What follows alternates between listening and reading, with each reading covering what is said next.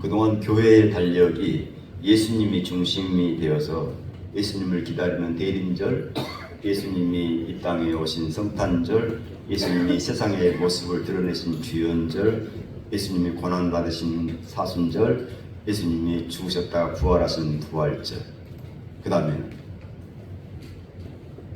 성령의 계절로 가죠. 성령 강림절. 그런데 예수님의 계절을 지나고 성령의 계절도 지나고 뭐가 빠졌어요?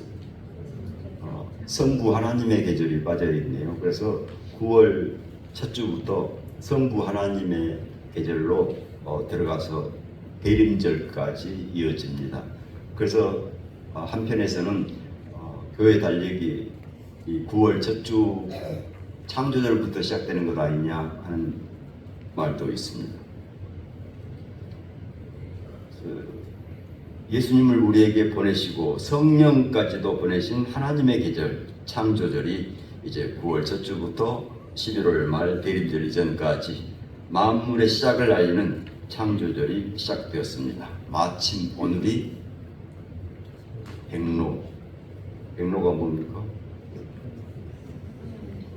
이슬이 내린다고요?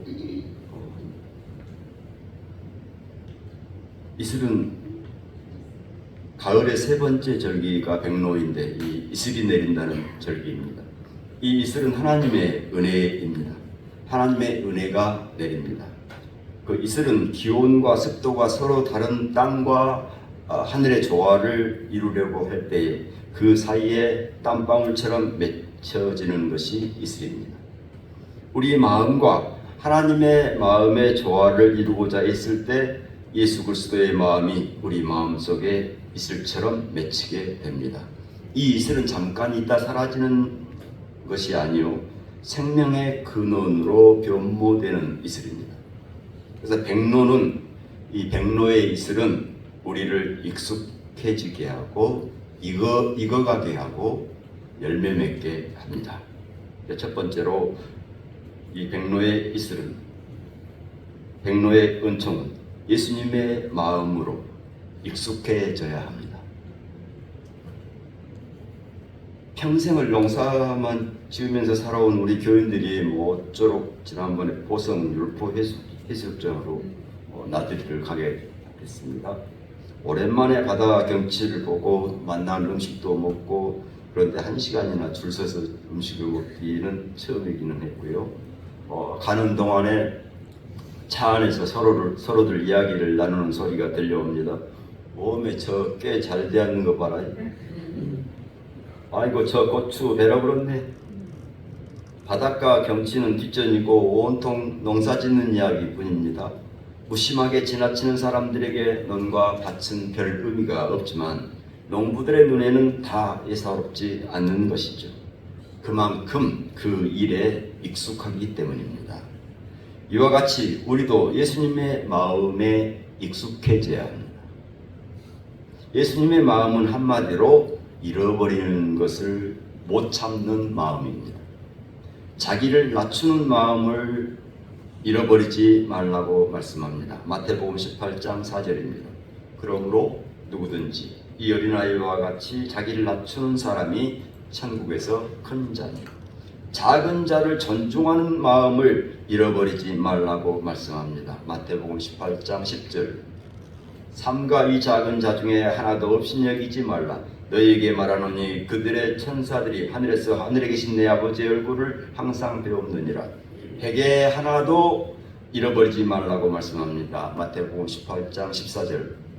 이와 같이 이 작은 자 중에 하나라도 잃는 것은 하늘에 계신 너희 아버지의 뜻이 아니니라. 자기를 낮추는 마음, 작은 자를 존중하는 마음, 작은 자 하나라도 찾는 마음으로 익숙해지기를 기도합니다. 두 번째는 하나님의 성품으로 익어가야 합니다. 하나님의 창조 섭리를 배반한 대가는 하나님의 사랑의 한 방편인 죄에 대한 심판이었습니다. 창세기 3장 17절. 아담에게 이르시되 네가 내 아내의 말을 듣고 내가 내게 먹지 말라 한 나무의 열매를 먹었은즉 땅은 너로 말미암아 저주를 받고 너는 내 평생에 수고하여야 그 소산을 먹으리라. 하나님의 심판이죠. 하나님의 사랑의 또 한 방편인 긍휼을 내립니다.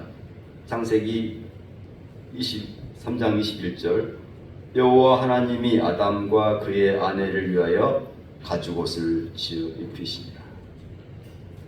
창세기 3장 21절 함께 읽겠습니다. 여호와 하나님이 아담과 그의 아내를 위하여 가죽옷을 지어 입히시니라.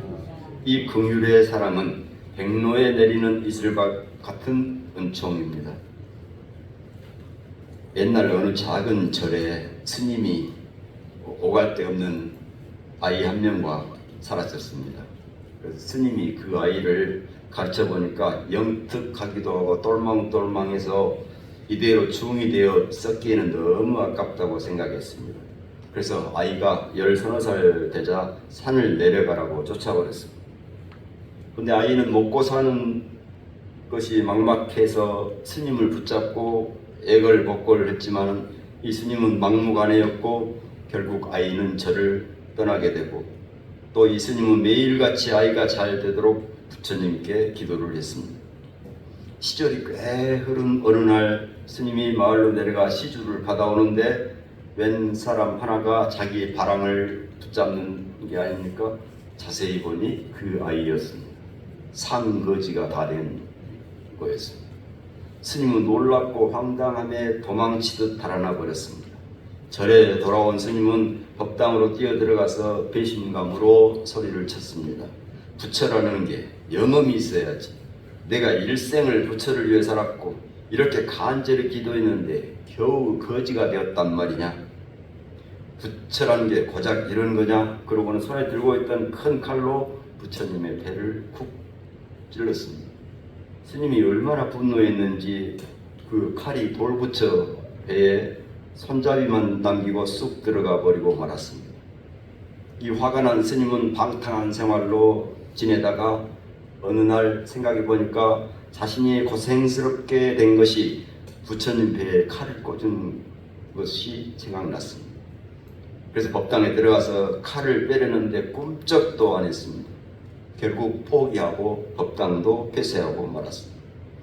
근근히 살기를 20년이 지나고 하루는 신임 사또 행차 소리가 시끄럽게 들려왔습니다.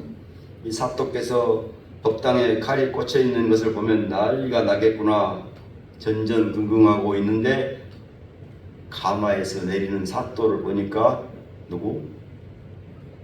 옛날에 쫓아냈던 그 아이가 아닙니까? 사또는 제가 이렇게 잘 되는 것은 모두 부처님 덕분입니다. 그러니 법당에 계신 부처님께 예를 올려야 되겠습니다. 결국 사또는 법당에 있는 부처님의 배에 칼이 꽂혀 있는 모습을 보게 되었습니다.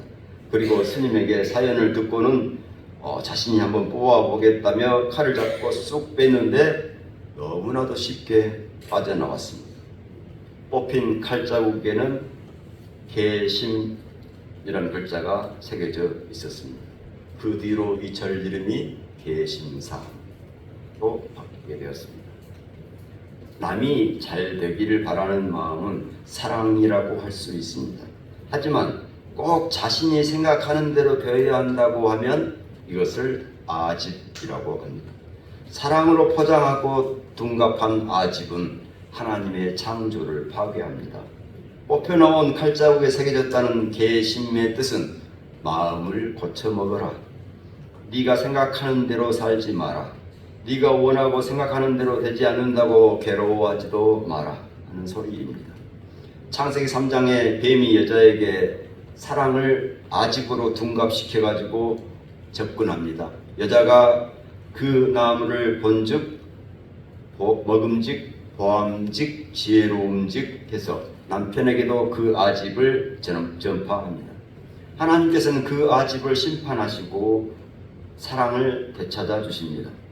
하나님께서 되찾아 주시는 사랑이 백로의 은총이요 가죽옷을 지어 입히심입니다. 하나님의 사랑의 성품으로 익어가기를 기도합니다. 세 번째는 성령님의 은혜와 생명으로 열매 맺어야 합니다. 로마서로 갑니다. 로마서 5장 14절 그러나 아담으로부터 모세까지 아담의 범죄와 같은 죄를 짓지 아니한 자들까지도 사망이 왕노릇하였나니 아담은 우슬자의 모형이라. 이 첫사람 아담은 우리에게 죄와 사망을 전했으나 둘째 아담인 그리스도는 은혜와 생명을 전했습니다. 로마서 5장 17절입니다. 한 사람의 범죄로 말미암아 사망이 그 한 사람을 통하여 왕노릇하였은즉 더욱 은혜와 의의 선물을 넘치게 받는 자들은 한 분 예수 그리스도를 통해서 생명 안에서 왕노릇하리로다.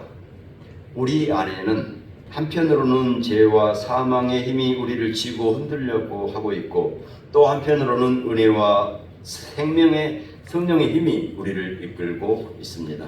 우리는 성령님이 우리 안에 역사하셔서 성령님의 은혜와 생명의 풍성함을 열매 맺으며 살아가기를 축원합니다.